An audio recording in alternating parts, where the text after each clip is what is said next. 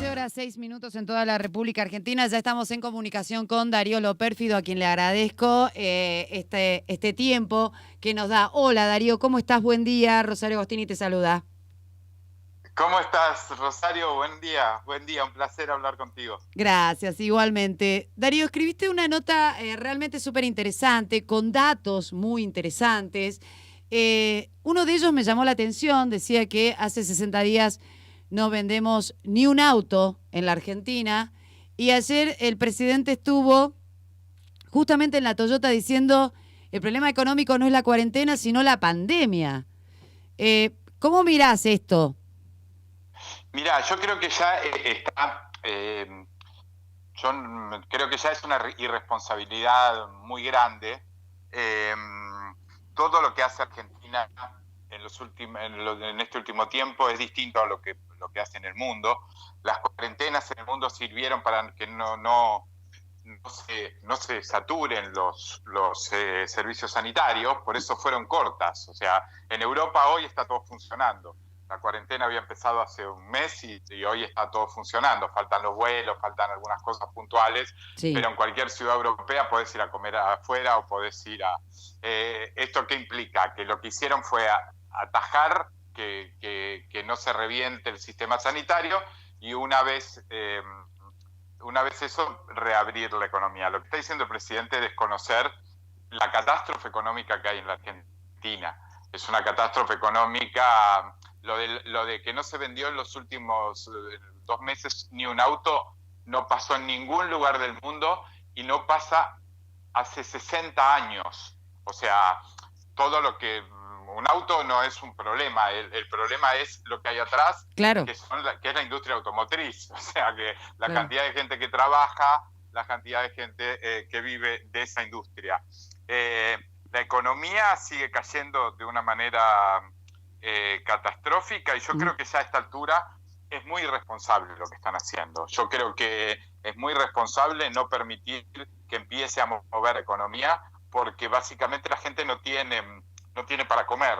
O sea, la cantidad, el endeudamiento creció de una manera Exponencial. exorbitante y Claro. la gente se endeuda justamente porque cuando vos te endeudás muchas veces te podés endeudar para algo que querés hacer o para algo productivo o para algo que Sí. activa la economía. Te querés Sí. comprar un auto o comprar... O sea, no, acá la gente se está endeudando para pagar deudas. La gente está endeudada con los bancos, la gente perdió ingresos pero acumula deudas, porque si vos no podés trabajar, no es que te dejan de llegar la cuota del colegio, la prepaga te la regalan, o Claro. Sí. las expensas no las Sí. pagás. O sea, entonces quiere decir que estás sin ingresos, pero acumulás deuda. Mirá. En marzo la economía cayó 11.5 y ya había caído 11.5 de interanual, pero Sí. respecto del mes anterior cayó 9.8, o sea que sigue cayendo. La cantidad de pobres que se van a sumar después de esto es impactante y yo creo que lo que pasa es que se metieron, no van a reconocer nunca el error, que hicieron una cuarentena, se metieron antes en la cuarentena, Sí. no pueden ahora salir porque ahora justo viene el momento que dicen que es el pico, Sí. la irresponsabilidad de ir diciendo todo el tiempo el pico es ir cambiándolo. Sí, Entonces, corrían la el única arco. manera que tienen, corriendo el arco, y la única manera que tienen de que ahora de no tener un desastre es seguir teniendo a la gente encerrada. Yo creo que el gobierno lo que tendría que decir es: nos equivocamos, tratemos de arreglar este entuerto, porque es mentira que la pandemia es el problema y no la economía. La economía en todos los lugares del mundo se está buscando cómo motorizarla, Claro. no como tenerla parada como en Argentina. Es que no mienta, es al revés. En el mundo lo que se está haciendo es que después de cuarentenas que fueron la mitad que en Argentina, que los comercios empiecen a abrir, que se active el turismo, que se pueda empezar a mover la gente, que pueda empezar a generarse un movimiento tal que haga que pequeñas, las medianas empresas empiecen a funcionar. y ningún país del mundo, ninguno, tuvo una cuarentena del tamaño de Argentina. Eso quiere decir que Argentina se equivocó mucho con esta metodología. Según la UCA, el 60% de los hogares del AMBA, que es donde midió la UCA, el 60% de los hogares experimentó caídas en sus ingresos como resultado del parate económico. Ellos dicen que generó la pandemia del coronavirus. Viste que acá, si vos sos nacional y popular y te internás en un sanatorio, los medios como el Destape, como Página, dicen Hospital Otamendi. Se llama Sanatorio Otamendi porque es privado. Sí, se llama sanatorio y es privado. Claro, y si hablamos de que ha caído el ingreso de los hogares por la cuarentena, no le dicen por la cuarentena, dice culpa de la pandemia del coronavirus, ¿viste? Están todos como la bajada de línea de la culpa es de la pandemia, no de la cuarentena, y si sos Naki Pop y te internás en el Otamendi pasó a ser hospital, ¿sí? Hospital. Claro. Y dice también la UCA que casi 1 de cada 5 del total sufrió reducciones de más del 50% de sus ingresos. Es decir, digo, es impresionante la caída. Es impresionante. Se ha derrumbado todo. El 38,8% de los hogares declara que los ingresos familiares durante el mes de abril se redujeron en un 50%, mientras que para el 18,8% la reducción habría sido de más del 50%. O sea, digo, la pandemia económica es sustancial y superlativa, y mientras tanto el presidente te dice, la cuarentena va a durar lo que tenga que durar, y no me importa cuánto dure. ¿Qué pasa? Decime, sí. Sí, mira, lo que dice pese al desastre que hizo la universidad, la UCA, sí. Esta universidad, la UCA, cuando en plenas elecciones dio una encuesta periodo de elecciones dio una encuesta falsa para beneficiar a Fernández y perjudicar a Cambiemos. Sí. Más allá de eso, sí, los números son catastróficos. Pero además de los números, lo que dice Fernández dijo una cosa que yo vengo escribiendo varias semanas en artículos tratando de insistir en eso, que es una dicotomía falsa. Él dijo, entre la salud y la economía elijo la salud. Sí. Y no, eso es falso. Decir eso es indigno de un presidente, porque la economía lo que hace es generar, la debacle económica lo que hace es generar más pobres. Y los pobres, la gente cuando es más pobre, es más permeable a enfermedades, a perder la vida, corre más peligro por el lugar donde vive, porque es más víctima de la inseguridad, porque en los lugares pobres es donde se instalan las organizaciones de narcotráfico, se pasan un montón de cosas, donde, o sea, la inseguridad es mayor, sí. sea, no se cuida la vida dejando de desmoronar la economía. Dejando de desmoronar la economía, lo que se hace es justamente poner a los pobres en una situación infinitamente mayor de vulnerabilidad. Claro. Y además, hay una cosa, estuve leyendo un diagnóstico que hizo un señor que se llama Michael Levitt, que es un tipo que ganó el premio Nobel, un premio Nobel de ciencia, sí.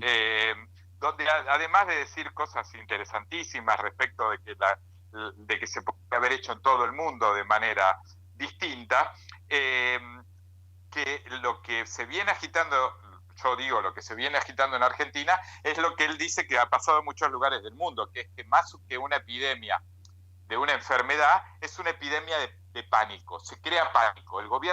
El presidente cuando habla crea pánico. Uh-huh. Los políticos cuando hablan crean pánico en Argentina, dicen te vas a morir, te va a pasar esto, te va a pasar lo otro. Entonces, por un lado, mantienen a la sociedad bajo pánico porque dicen que cualquier cosa se van a morir. Los Nakampop salen, cualquiera que dice, que plantea una diferencia respecto de eso, te salen a decir, vos querés que la gente se muera. O sea, son gente, a mí lo que dice Página 12, lo que dice el Destape, lo que dice C5N, no me interesa porque su nivel de mercenarios ya supera cualquier cosa. O sea, sí. Son empleados, digamos, son empleados de organizaciones mafiosas, porque esos medios se han hecho con plata de la corrupción y con la pauta oficial kirchnerista, entonces no me interesa mucho. Pero también extender al infinito, dice este investigador, extender al infinito no mide y no se está midiendo el daño social que se produce por estar encerrado. Claro. Hay cuestiones vinculadas al abuso doméstico, hay cuestiones vinculadas a la violencia doméstica, hay cuestiones vinculadas al alcoholismo y hay cuestiones vinculadas fundamentalmente a que la gente no se está atendiendo de otras dolencias. O Tal sea, cual. la gente no se está yendo a hacer estudios, por eso el mundo abrió rápido el coronavirus, porque el problema es que si vos tenés cerrado todo 3 meses o 4 meses, una persona que quizás tiene un principio de una enfermedad que es detectable por un estudio, no se está haciendo el estudio, porque nadie está yendo a hospitales y a sanatorios a hacerse estudios que no sean de otra cosa del coronavirus, y van a terminar enfermando. Entonces, yo no soy un médico o un epidemiólogo, estoy diciendo cosas de algunas materias que conozco, como por ejemplo me interesa mucho la economía, Sí. pero estoy diciendo otras que son de sentido común. O Sí. sea, si una persona, la gente tiene otras dolencias, además de coronavirus, la gente tiene otro tipo de enfermedades, además del coronavirus. Entonces, es completamente... el gobierno tendría que decir que se equivocó y pedir disculpas, que el encierro lo tendría que haber empezado mucho después para tendría que haber usado ese tiempo para atender las urgencias de los barrios marginales, testear ahí, hacer hospitales ahí de campaña, los hogares de ancianos, porque estás viendo que los únicos que se contagian, además, fundamentalmente, si vos lo ves porcentualmente, son los hogares de ancianos y la gente que vive en villas. Sí, O sí, sea, sí. entonces, Sí. tendrías que haber metido toda la artillería ahí y no tener todo a los ciudadanos que viven en ciudades donde no está habiendo problemas de contagios, encerrados y sin trabajar, porque ahora esos ciudadanos van a sufrir un daño colateral muy grande, que es quedarse sin empleo. Tal cual. O sea, y eso produce, no solo te empobrece, sino que eso produce situaciones de estrés muy grandes que te producen otras enfermedades. Sí, yo creo que no se tiene en cuenta una periodista durante la última conferencia, yo siempre le llamo pseudoconferencia de prensa a la del presidente, porque, por ejemplo, nosotros los periodistas del interior no tenemos ninguna chance, ninguna, de preguntar nada, de participar, nada, de ninguna manera. Pero bueno, le pregunta acerca de la angustia. Y él contesta muy enojado, y ahí es donde contesta esto: la cuarentena va a durar lo que tenga que durar, ¿qué me importa? Y yo sentí que la verdad, en ese momento sentí como una especie de cachetada virtual, digamos, ¿no? Ya que estamos en el marco de la virtualidad.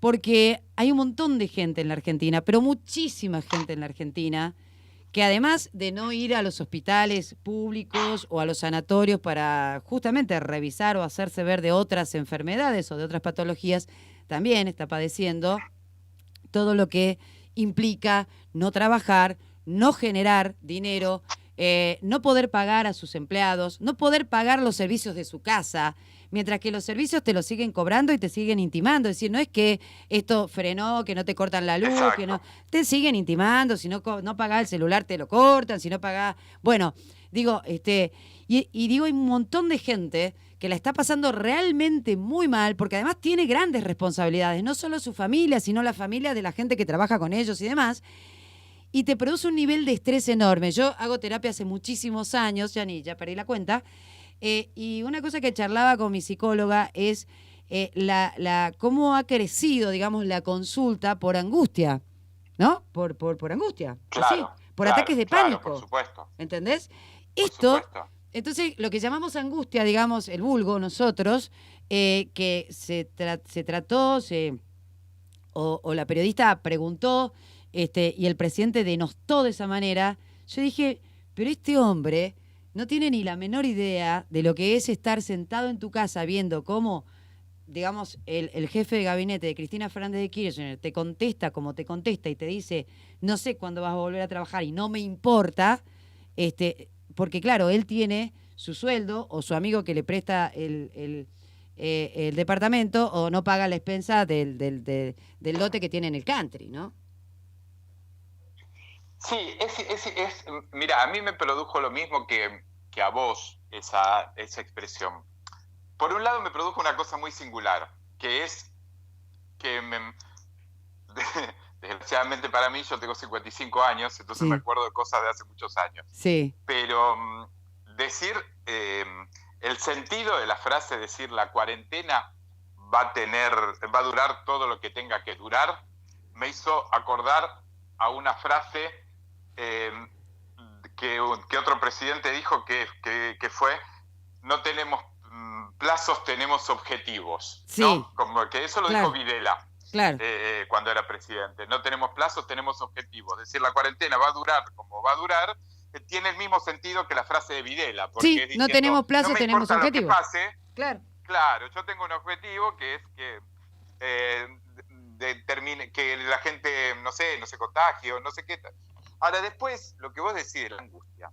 Yo le diría, primero, un presidente de la nación de ningún modo puede subestimar la angustia y decirle a la gente cuándo se puede angustiar o cuándo no se puede angustiar, porque es profundamente autoritario. Obvio. El presidente de la nación está para cubrir el cargo del máximo escalón del poder ejecutivo, y lo que tiene que hacer es, digamos, administrar el país. No tiene que opinar acerca de la angustia de las personas, para empezar. No es su materia. Eso es autoritario, ¿no? Los que se ocupaban, o los que, o sea, en la Alemania democrática, por ejemplo, no se contaba, en la Alemania comunista no se contaba a los que se suicidaban, porque estaba mal visto que la gente se suicide, o los grandes autoritarismos hablan de lo que tiene que sentir o no tiene que sentir una persona.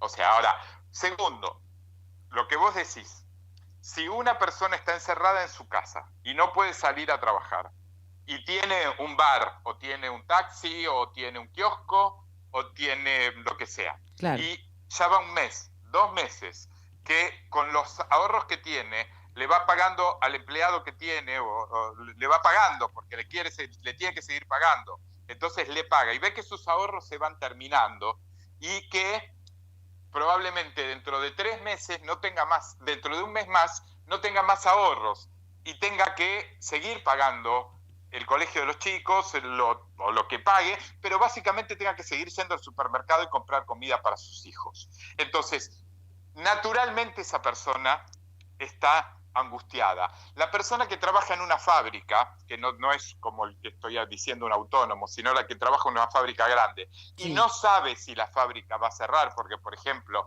no se venden autos, entonces no sabe si ese señor que trabaja en una fábrica de autos, si la fábrica va a cerrar, o va a echar personal, o va a reducir personal, o sea, entonces no sabe si va a tener trabajo dentro de 2 meses, esa persona también se angustia. O sea, si una persona ve que puede llegar a perder una casa, o puede perder un departamento que tiene, que quizás pensaba dejarle a su hijo porque lo tiene que vender para pagar deudas, o porque un banco lo intima que pague una deuda que tiene y tiene que vender ese departamento, también tiene derecho a estar angustiado. También se angustia y tiene todo el derecho del mundo. Entonces, desconocer la situación de angustia por la que está pasando la gente es una animalada. Hablar de que la gente no se puede angustiar o no se tiene que angustiar ahora porque estamos luchando contra el coronavirus yo creo que es mucho más parecido a Stalin, de algo que podría haber dicho Stalin o que algo que podría haber dicho Hitler. Y decir que la cuarentena va a durar lo que tenga que durar se parece mucho a la frase no tenemos plazos, tenemos objetivos, que dijo Videla. Entonces todo, o sea, a mí me parece atroz todo lo que está pasando, y creo que, digamos, toda esa tontería que vieron algunos, que decían como que el policía bueno y el policía malo, que Fernández era bueno y que había que ayudarlo porque Cristina Kirchner era dura y autoritaria. Muchos los sostuvimos siempre que eso es una falacia, son lo mismo, o sea, nada más que uno le toca hacer una cosa y otro le toca hacer otra cosa, pero en cualquier avance autoritario van igual, piensan lo mismo y dicen lo mismo, y lo que están haciendo es llevar a la gente a un estado de indefensión por los problemas, por el miedo, pero no por el miedo al coronavirus, por el miedo a quedarse sin trabajo, y para después operar los cambios que ellos quieren operar, que son básicamente un avance autoritario sobre la actividad privada y un avance autoritario sobre la vida de la gente, que tiene derecho a decir y hacer y angustiarse cada vez que se le dé la gana. Es muy complicado. Ningún país de los que nos interesa, este tipo de manejo de una situación de crisis Sí. es mucho más parecido al de Venezuela, al de Cuba, o al de China, que al de Alemania o al de Uruguay, o de los países que que trataron de extremar las medidas, respetando la libertad y defendiendo el derecho a trabajar de la gente. Yo soy muy pesimista de lo que está pasando en la Argentina, muy, muy pesimista. Yo también, y lo lamento profundamente porque amo este país con toda el alma, pero siento que estamos entrando en un túnel oscuro.